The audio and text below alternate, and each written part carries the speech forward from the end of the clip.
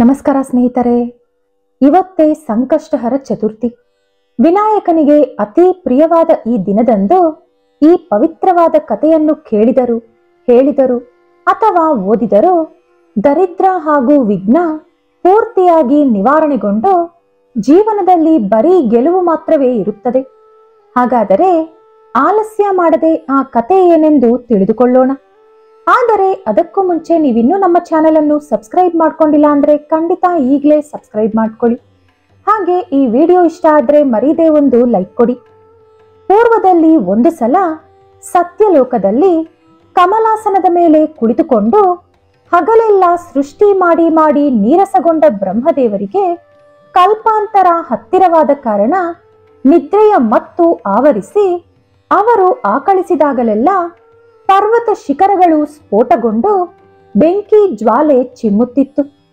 ನಿದ್ರೆಯ ಮತ್ತಿನಿಂದ ಬ್ರಹ್ಮದೇವರು ಕಣ್ಣನ್ನು ಒರೆಸಿದಾಗಲೆಲ್ಲ ಆಗಸದಲ್ಲಿ ಗುಂಪು ಗುಂಪಾಗಿ ಕೂಡಿರುವಂತ ಪ್ರಳಯ ಮೋಡಗಳೆಲ್ಲವೂ ಗುಡುಗು ಸಿಡಿಲಿನಿಂದ ಭಯಂಕರವಾಗಿ ಗರ್ಜಿಸುತ್ತಾ ಆನೆಯ ದಂತಗಳಷ್ಟು ದಪ್ಪಗಿರುವಂತ ಮಳೆ ಹನಿಗಳು ಧಾರಾಕಾರವಾಗಿ ಸುರಿಯುತ್ತಾ ಲೋಕವೆಲ್ಲ ಕೂಡ ಜಲಮಯವಾಯಿತು. ಬ್ರಹ್ಮದೇವರ ಕಣ್ಣು ಭಾರವಾಗಿ ಮುಚ್ಚಿಕೊಳ್ಳುವ ಸಮಯದಲ್ಲಿ ಎಲ್ಲಾ ದಿಕ್ಕುಗಳಲ್ಲೂ ಗಾಢಾಂಧಕಾರ ಆವರಿಸಿತು. ಈ ಪ್ರಳಯ ಪರಿಸ್ಥಿತಿಯಲ್ಲಿ ಬ್ರಹ್ಮದೇವರು ನಿದ್ರೆಗೆ ಜಾರಿದರು. ಬ್ರಹ್ಮದೇವರಿಗೆ ಪ್ರಳಯ ಅನ್ನುವುದು ರಾತ್ರಿ ಸಮಯ.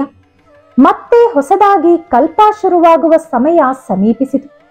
ಹೊಸ ಜಗತ್ತಿನ ಮೇಲೆ ಬೆಳಕು ಆವರಿಸುವ ಸಮಯದಲ್ಲಿ ಸರಸ್ವತಿ ದೇವಿಯ ವೀಣೆಯನಾದ ಕೇಳಿಸಿ ಬ್ರಹ್ಮದೇವರು ಎಚ್ಚರಗೊಂಡರು.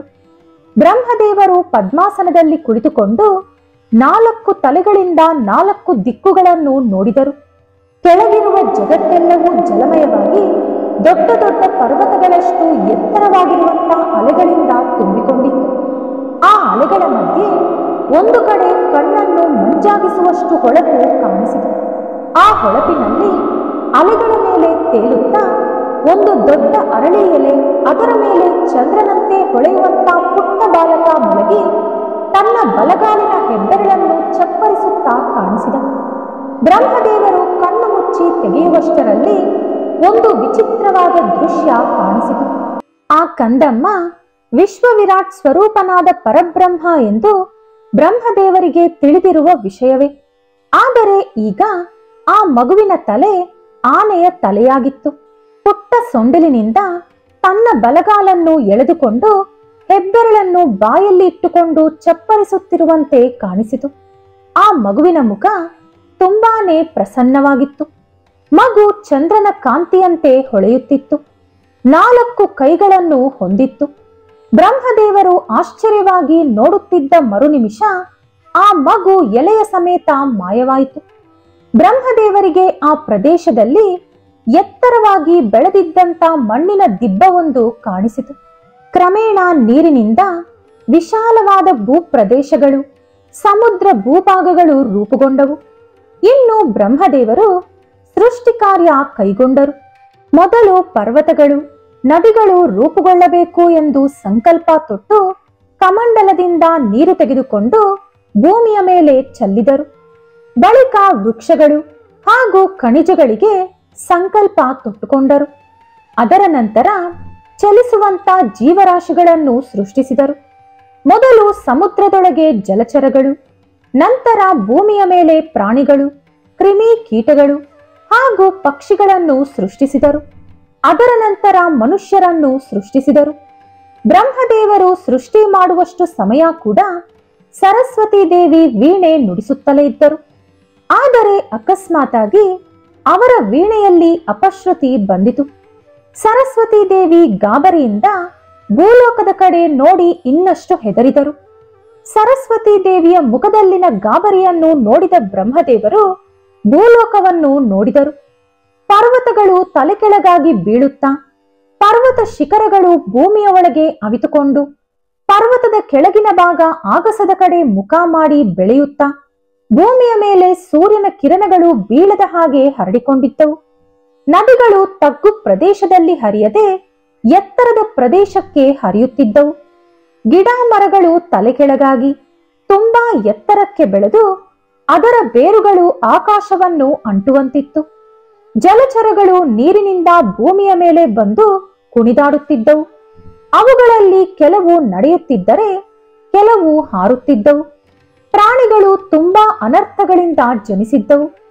ತಲೆಗಳಿಲ್ಲದ ಕೆಲವು ಪ್ರಾಣಿಗಳು, ಹಿಂದೆ ಕಾಲಿಲ್ಲದೆ ಕೆಲವು ಪ್ರಾಣಿಗಳು, ಒಂಟಿ ಕಾಲಿನ ಪ್ರಾಣಿಗಳು, ಮೂರು ಕಾಲಿನ ಪ್ರಾಣಿಗಳು, ಕಣ್ಣು ಕಿವಿ ಮೂಗು ಇದ್ದು ಬಾಯಿ ಇಲ್ಲದಂತ ಪ್ರಾಣಿಗಳು, ಬಾಲದ ಹತ್ತಿರ ತಲೆ, ತಲೆ ಹತ್ತಿರ ಬಾಲ ಇರುವಂತ ಪ್ರಾಣಿಗಳು, ರೆಕ್ಕೆಗಳಿಲ್ಲದಂತ ಪಕ್ಷಿಗಳು, ನಡೆಯಲು ಕಾಲಿಲ್ಲದೆ, ಹಾರಲು ರೆಕ್ಕೆಗಳಿಲ್ಲದೆ ಭೂಮಿಯ ಮೇಲೆ ಉರುಳಾಡುತ್ತಿರುವಂತ ಪಕ್ಷಿಗಳು, ಹೀಗೆ ಬ್ರಹ್ಮದೇವರ ಸೃಷ್ಟಿಯೆಲ್ಲವೂ ಕೂಡ ವಕ್ರವಕ್ರವಾಗಿತ್ತು. ಇದನ್ನು ಗಮನಿಸಿದ ಬ್ರಹ್ಮದೇವರು ತುಂಬಾ ಚಿಂತೆಗೀಡಾಗಿ ಅವರಿಗೆ ಅತಿ ಪ್ರಿಯವಾದಂತ ಮನುಷ್ಯನ ಸೃಷ್ಟಿ ಹೇಗಿದೆಯೋ ಎಂದು ಕಾತುರದಿಂದ ನೋಡಿದರು. ಮನುಷ್ಯರಲ್ಲಿ ಕೆಲವರಿಗೆ 2 ತಲೆಗಳಿದ್ದವು. ಅದರಲ್ಲಿ ಒಂದು ಹೆಣ್ಣಿನ ತಲೆಯಾದರೆ ಇನ್ನೊಂದು ಗಂಡಿನ ತಲೆಯಾಗಿತ್ತು. ಪುರುಷರು ಕುಳ್ಳಗೆ ದಪ್ಪಗಿದ್ದರೆ ಹೆಂಗಸರು ಅಡಿಕೆ ಮರದಂತೆ ಸಣ್ಣಗೆ ಉದ್ದಕ್ಕಿದ್ದರು. ಬೆನ್ನುಗಳ ಮೇಲೆ ತಲೆ ಇರುವವರು, 3-4 ಕಾಲುಗಳು ಇರುವವರು, ಹೊಟ್ಟೆಯ ಮೇಲೆ ದೊಡ್ಡ ದೊಡ್ಡ ಬಾಯಿ ಇರುವಂತ ಕದಂಬರು ಅಟ್ಟಹಾಸ ಮಾಡುತ್ತಾ ಕಾಣಿಸಿದರು. ಪ್ರಾಣಿಗಳು ಆಗಸದ ಕಡೆ ನೋಡುತ್ತಾ ದೀನವಾಗಿ ಕೂಗುತ್ತಿದ್ದವು. ಬ್ರಹ್ಮದೇವರನ್ನು ನಿಂದಿಸುತ್ತಿರುವಂತೆ ಕಾಣಿಸುತ್ತಿತ್ತು. 1 ಅಡಿ ಎತ್ತರವಿರುವಂತ ಪುರುಷರು ಅಡಿಕೆ ಮರದಷ್ಟು ಎತ್ತರವಾಗಿರುವಂತ ಹೆಣ್ಣನ್ನು ತೋರಿಸುತ್ತಾ, ಓ ಬ್ರಹ್ಮದೇವ, ಇಂಥ ಹೆಣ್ಣಿನೊಂದಿಗೆ ಯಾವ ರೀತಿ ಸಂಸಾರ ಮಾಡುವುದು ಎಂದು ಕೇಳುತ್ತಿದ್ದರು. 4 ತಲೆಗಳಿದ್ದರೂ 1 ತಲೆಯು ಕೆಲಸ ಮಾಡದಿರುವ ಬ್ರಹ್ಮದೇವರೇ, ನಮ್ಮನ್ನೇಕೆ ಇಷ್ಟು ವಿಕೃತವಾಗಿ ಸೃಷ್ಟಿಸಿದ್ದೀರಿ ಎಂದು ಎಲ್ಲಾ ಜೀವರಾಶಿಗಳು ಮಾಡುತ್ತಿರುವಂತ ಆಕ್ರಂದನ ಮುಗಿಲು ಮುಟ್ಟಿತು. ಇದನ್ನೆಲ್ಲ ನೋಡಿದ ಬ್ರಹ್ಮದೇವರ 4 ತಲೆಗಳು ಕೂಡ ಗಿರ್ರೆಂದು ಸುತ್ತಿದಂತಾಯಿತು. ದಿಕ್ಕು ತೋಚದೆ ಸರಸ್ವತಿಯ ಕಡೆ ಅಯೋಮಯವಾಗಿ ನೋಡಿದರು ಬ್ರಹ್ಮ. ಸರಸ್ವತಿ ದೇವಿಗೂ ಏನೂ ಅರ್ಥವಾಗದೆ ಮೌನವಾಗಿ ಕುಳಿತುಕೊಂಡರು. ಬ್ರಹ್ಮದೇವರು ಅವರ ಮನಸ್ಸಿನಲ್ಲಿ ಯಾಕೆ ಈ ರೀತಿ ಆಯಿತು? ಸಕ್ರಮವಾಗಿ ಸಂಕಲ್ಪ ಮಾಡಿಯೇ ತಾನೇ ನಾನು ಸೃಷ್ಟಿ ಮಾಡಿದೆ, ಆದರೆ ಈ ರೀತಿ ಏಕಾಯ್ತು ಎಂದು ಆಗಸದ ಕಡೆ ನೋಡುತ್ತಾ ಯೋಚಿಸಿದರು ಬ್ರಹ್ಮ. ಅವರ ಮನಸ್ಸಿನಲ್ಲಿರುವಂತ ಪ್ರಶ್ನೆಗಳು 10 ದಿಕ್ಕುಗಳಿಗೂ ಕೇಳಿಸಿತು.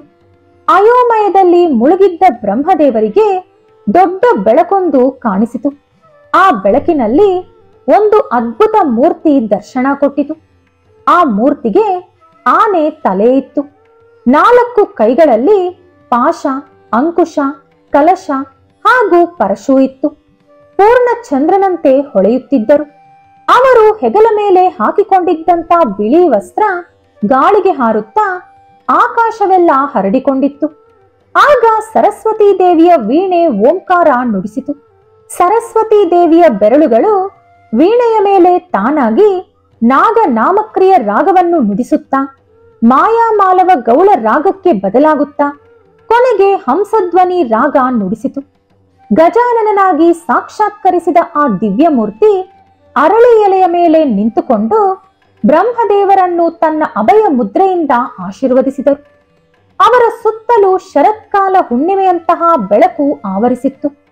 ಬ್ರಹ್ಮದೇವರು ಕೈ ಜೋಡಿಸಿ ನಮಸ್ಕಾರ ಮಾಡುತ್ತಾ, ಮಹಾನುಭಾವ, ಅದ್ಭುತ ಮೂರ್ತಿಯಾದ ತಾವು ಯಾರು? ನೀವು ಯಾರೆಂದು ತಿಳಿದುಕೊಳ್ಳಲಾಗದ ಅಜ್ಞಾನಿ ನಾನು. ನನ್ನನ್ನು ಅನುಗ್ರಹಿಸಿ ಎಂದು ಕೇಳಿದರು. ಆಗ ಆ ಮೂರ್ತಿ, ಬ್ರಹ್ಮದೇವ, ಸಂಕಲ್ಪದ ಹಿಂದೆಯೇ ವಿಕಲ್ಪ ಹಿಂಬಾಲಿಸುತ್ತಿರುತ್ತದೆ. ಅದೇ ವಿಘ್ನ. ವಿಘ್ನವನ್ನು ನಿವಾರಿಸಿ ಸಂಕಲ್ಪವನ್ನು ನೆರವೇರಿಸುವ ನನ್ನನ್ನು ವಿಘ್ನೇಶ್ವರ ಎಂದು ಕರೆಯುತ್ತಾರೆ. ವಿಘ್ನಗಳಿಗೆ ನಾಯಕತ್ವ ವಹಿಸಿ ವಿಕಲ್ಪವನ್ನು ನನ್ನ ಖಡ್ಗದಿಂದ ಭೇದಿಸಿ ಪ್ರತಿ ಕಾರ್ಯವನ್ನು ತುಂಬು ಕಲಶದಂತೆ ಜಯಪ್ರದವಾಗಿಸುವ ವಿಘ್ನ ವಿನಾಯಕ ನಾನು. ಪಂಚಭೂತಗಳು ಎಂದು ಕರೆಯಲ್ಪಡುವ ಪೃಥ್ವಿ, ನೀರು, ಅಗ್ನಿ, ವಾಯು, ಆಕಾಶ ಎಂಬ ಭೂತ ಗಣಗಳಿಗೆ ಅಧಿಪತಿಯಾದಂತ ಗಣೇಶ ನಾನು. ಆಹಾರ ಧಾನ್ಯಗಳನ್ನು ಬೆಳೆಸುವ ಪೈರನ್ನು ನಾಶಗೊಳಿಸುವಂತ ಮದ ಹತ್ತಿದ ಆನೆಗಳಂತಹ ವಿಘ್ನಗಳನ್ನು ನನ್ನ ಹತ್ತಿರವಿರುವ ಅಂಕುಶದಿಂದ ಮಿತಿಯಲ್ಲಿ ಇರಿಸಿ ಪಾಶದಿಂದ ಬಂಧಿಸುವ ಲಂಬೋದರನು ನಾನು ಎಂದು ಗಂಭೀರವಾದ ಸ್ವರದಿಂದ ಹೇಳಿದರು. ಆಗ ಬ್ರಹ್ಮದೇವರು, ದೇವ ವಿಘ್ನೇಶ್ವರ, ನನ್ನಿಂದ ಏಕೆ ಇಷ್ಟೊಂದು ವಿಘ್ನ ನಡೆಯಿತು? ನನ್ನ ಸೃಷ್ಟಿಯಲ್ಲಿ ಇಷ್ಟೊಂದು ವಿಕಾರ ನಡೆಯಲು ಕಾರಣವೇನು? ಉತ್ತಮವಾಗಿ ಸೃಷ್ಟಿ ನಡೆಯುವ ಮಾರ್ಗ ತಿಳಿಸಿಕೊಡಿ ಎಂದು ಕೇಳಿದರು. ಆಗ ವಿನಾಯಕ, ಬ್ರಹ್ಮದೇವ, ವಿಘ್ನದ ಬಗ್ಗೆ ನಿಮಗೆ ತಿಳಿಯಬೇಕು ಅಂತಲೇ ಇದೆಲ್ಲವೂ ನಡೆಯಿತು. ಅರಳಿ ಎಲೆಯ ಮೇಲೆ ಬಾಲಕನಂತೆ ಕಾಣಿಸಿದ ವಟಪತ್ರ ಗಣಪತಿ ನಾನೇ. ಆಗ ನೀವು ನನ್ನ ಬಗ್ಗೆ ಯೋಚಿಸಲಿಲ್ಲ. ನನ್ನ ಬಗ್ಗೆ ಯೋಚಿಸುವುದು ಅಂದರೆ ವಿಘ್ನದ ಬಗ್ಗೆ ಮೊದಲೇ ಎಚ್ಚರಗೊಳ್ಳುವ ಜ್ಞಾನವನ್ನು ಹೊಂದಿರುವುದು. ಆ ಜ್ಞಾನ ಸ್ವರೂಪನು ನಾನು. ಬ್ರಹ್ಮದೇವರಿಂದ ಹಿಡಿದು ಬುದ್ಧಿ ಇರುವ ಪ್ರತಿ ಜೀವಿಯು ಕೆಲಸ ಶುರು ಮಾಡುವ ಮುಂಚೆ ವಿಘ್ನ ಬರದೆ ಕೆಲಸ ಸಕ್ರಮವಾಗಿ ಪೂರ್ಣಗೊಳ್ಳಬೇಕು ಎಂಬ ಜ್ಞಾನ ಹೊಂದಿರಬೇಕು. ಆನೆ ಹೆಜ್ಜೆ ಇಡುವ ಮುಂಚೆ ನೆಲ ಎಷ್ಟು ಬಲವಾಗಿದೆ ಎಂದು ತಿಳಿದುಕೊಂಡು ಬಳಿಕ ಹೆಜ್ಜೆ ಇಡುತ್ತದೆ. ಪ್ರಾಣಿಗಳಲ್ಲಿ ಆನೆಯ ಬುದ್ಧಿಶಕ್ತಿ ಅದರಂತೆಯೇ ತುಂಬಾನೇ ದೊಡ್ಡದು. ಆನೆಯಷ್ಟು ವಿಶೇಷವಾದ ಮೇಧಾಶಕ್ತಿ ಹೊಂದಿರಬೇಕು ಎಂಬುದಕ್ಕೆ ಸೂಚನೆಯಾಗಿ ನಾನು ಗಜಾನನ ರೂಪದಲ್ಲಿ ಇದ್ದೇನೆ. ನೀವು ನಿದ್ರಿಸುತ್ತಿದ್ದ ಸಮಯದಲ್ಲಿ ರಾಕ್ಷಸನಾದ ಸೋಮಕಾಸುರ ನಿಮ್ಮ 4 ವೇದಗಳನ್ನು ಅಪಹರಿಸಿ ಸಮುದ್ರದ ಅಡಿಯಲ್ಲಿ ಬಚ್ಚಿಟ್ಟ. ಶ್ರೀ ಮಹಾವಿಷ್ಣು ಮತ್ಸಾವತಾರ ಪಡೆದು ಅವನನ್ನು ಸಂಹರಿಸಿ ನಿಮ್ಮ ವೇದಗಳನ್ನು ಭದ್ರವಾಗಿ ತಂದು ವಟಪತ್ರ ಸಾಯಿಯಾಗಿರುವ ನನ್ನ ಹತ್ತಿರ ಕೊಟ್ಟರು. ಇದನ್ನು ತೆಗೆದುಕೊಂಡು ಮತ್ತೆ ಸೃಷ್ಟಿ ಕಾರ್ಯ ಹೊಸದಾಗಿ ಶುರು ಮಾಡಿ ಎಂದು ಹೇಳಿ ಆ 4 ವೇದಗಳನ್ನು ವಿಘ್ನೇಶ್ವರ ಬ್ರಹ್ಮದೇವರಿಗೆ ಕೊಟ್ಟರು. ಬ್ರಹ್ಮದೇವರು ಅದನ್ನು ಸ್ವೀಕರಿಸಿ ಪರಮಾನಂದದಿಂದ ವಿನಾಯಕನನ್ನು ಸ್ತುತಿಸಿ, ವಿಘ್ನೇಶ್ವರ, ನಾನು ಸೃಷ್ಟಿ ಸಂಕಲ್ಪ ಮಾಡುವುದಕ್ಕೂ ಮುಂಚೆ ನಿಮ್ಮನ್ನು ಪೂಜಿಸಿ ನಿಮ್ಮನ್ನು ಮನಸ್ಸಿನಲ್ಲಿ ಇಟ್ಟುಕೊಂಡು ಸೃಷ್ಟಿ ಕಾರ್ಯ ಶುರು ಮಾಡುವ ಜ್ಞಾನವನ್ನು ನನಗೆ ಅನುಗ್ರಹಿಸಿ. ಹಾಗೆ ಇದುವರೆಗೂ ನಾನು ಸೃಷ್ಟಿಸಿದ ಜೀವಿಗಳನ್ನು ನಾನು ಕೊಲ್ಲಲಾರೆ, ಅದನ್ನು ಕೂಡ ನೀವೇ ನಾಶಪಡಿಸಿ ಎಂದು ಕೇಳಿದರು. ಇನ್ನು ವಿಘ್ನೇಶ್ವರನ ಕೃಪೆಯಿಂದ ಅದುವರೆಗೂ ವಕ್ರವಕ್ರವಾಗಿ ಸೃಷ್ಟಿಯಾಗಿದ್ದಂತ ಎಲ್ಲಾ ಸೃಷ್ಟಿಯು ಒಮ್ಮೆಲೆ ಮಾಯವಾಯಿತು. ಬಳಿಕ ವಿಘ್ನೇಶ್ವರ ಬ್ರಹ್ಮದೇವರೊಂದಿಗೆ, ಬ್ರಹ್ಮದೇವ, ವಕ್ರತೆಯನ್ನು ತುಂಡು ತುಂಡಾಗಿ ಕತ್ತರಿಸುವವನಾದ್ದರಿಂದ ವಕ್ರತುಂಡನಾದ ನಾನು ನನ್ನ ಹೆಸರಿಗೆ ತಕ್ಕಂತೆ ನನ್ನ ಸೊಂಡಿಲನ್ನು ವಕ್ರವಕ್ರವಾಗಿ ಇಟ್ಟುಕೊಂಡಿರುತ್ತೇನೆ. ವಕ್ರತುಂಡನಾದ ನನ್ನನ್ನು ಧ್ಯಾನಿಸಿ ಶುರು ಮಾಡಿದ ಯಾವುದೇ ಕೆಲಸವು ವಕ್ರವಾಗುವುದಿಲ್ಲ. ನೀವು ಕೇಳಿದ ಪ್ರಕಾರವೇ ನನ್ನನ್ನು ಧ್ಯಾನ ಮಾಡಿ ನಂತರ ಸೃಷ್ಟಿ ಕಾರ್ಯ ಶುರು ಮಾಡಿ. ಆಗ ನೀವು ಕನಸು ಕಂಡಂತ ಸೃಷ್ಟಿ ನಿಮ್ಮದಾಗುತ್ತದೆ. ಭೂಲೋಕದಲ್ಲಿರುವ ಜನರಲ್ಲಿ ಯಾರು ಮೊದಲ ಪೂಜೆ ನನಗೆ ಮಾಡುತ್ತಾರೋ ಅವರ ಸಂಕಲ್ಪವನ್ನು ಸಿದ್ಧಿಗೊಳಿಸುವ ಸಿದ್ಧ ವಿನಾಯಕನಂತೆ, ಸಕಲ ಸಂಪತ್ತಿಗೆ ಅಧಿಪತಿಯಾದ ಗಣಪತಿಯಂತೆ, ಶಿವ ಪಾರ್ವತಿಯರ ಪುತ್ರನಂತೆ ನಾನು ಅವತರಿಸುತ್ತೇನೆ ಎಂದು ಹೇಳಿ ಬ್ರಹ್ಮದೇವರನ್ನು ಆಶೀರ್ವದಿಸಿ ಮಾಯವಾದರು. ಈ ಕಥೆಯ ಪ್ರಕಾರ ನೋಡಿದರೆ ವಿಘ್ನೇಶ್ವರ ಕೂಡ ಶ್ರೀ ಮಹಾವಿಷ್ಣು ಅವತಾರ ಎಂದು ತಿಳಿಯುತ್ತದೆ. ಅಂದಿನಿಂದ ಬ್ರಹ್ಮದೇವರು ಸೃಷ್ಟಿ ಮಾಡುವ ಮುಂಚೆ ವಿಘ್ನೇಶ್ವರನನ್ನು ಪೂಜಿಸಿ ಸೃಷ್ಟಿ ಕಾರ್ಯ ಮಾಡಲು ಪ್ರಾರಂಭಿಸಿದರು. ಹಾಗಾಗಿ ಬ್ರಹ್ಮದೇವರು ಅಂದುಕೊಂಡಂತೆ ಸೃಷ್ಟಿ ಕೂಡ ಸಕ್ರಮವಾಗಿ ಸೃಷ್ಟಿಯಾಗುತ್ತಿತ್ತು. ಸ್ನೇಹಿತರೆ, ವಿಘ್ನ ಇದ್ದರೆ ಬ್ರಹ್ಮದೇವರಿಗೂ ಕೂಡ ಕಷ್ಟ ತಪ್ಪಿದ್ದಲ್ಲ ಎಂಬುದು ಈ ಕತೆ ನಮಗೆ ಹೇಳುತ್ತಿದೆ. ಇನ್ನು ಮನುಷ್ಯರಾದ ನಮಗೆ ಜೀವನದಲ್ಲಿ ವಿಘ್ನ ಇದ್ದರೆ ಇನ್ನೆಷ್ಟು ಕಷ್ಟ ಪಡಬೇಕು ಎಂದು ತಿಳಿದುಕೊಂಡು ವಿಘ್ನ ವಿನಾಯಕನನ್ನು ಪ್ರತಿದಿನ ತಪ್ಪದೆ ಎದ್ದ ತಕ್ಷಣ ಪೂಜಿಸಿ ನಿಮ್ಮ ದಿನವನ್ನು ಉತ್ತಮವಾಗಿ ಶುರು ಮಾಡಿ ಉತ್ತಮವಾಗಿ ಕಳೆಯಿರಿ. ಈ ವಿಡಿಯೋ ನಿಮಗೆ ಇಷ್ಟ ಆದರೆ ಲೈಕ್ ಮಾಡಿ, ಶೇರ್ ಮಾಡಿ.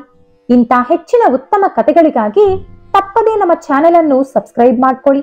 ನಾಳೆ ಮತ್ತೊಂದು ವಿಡಿಯೋದೊಂದಿಗೆ ಪುನಃ ಭೇಟಿಯಾಗೋಣ. ಧನ್ಯವಾದಗಳು.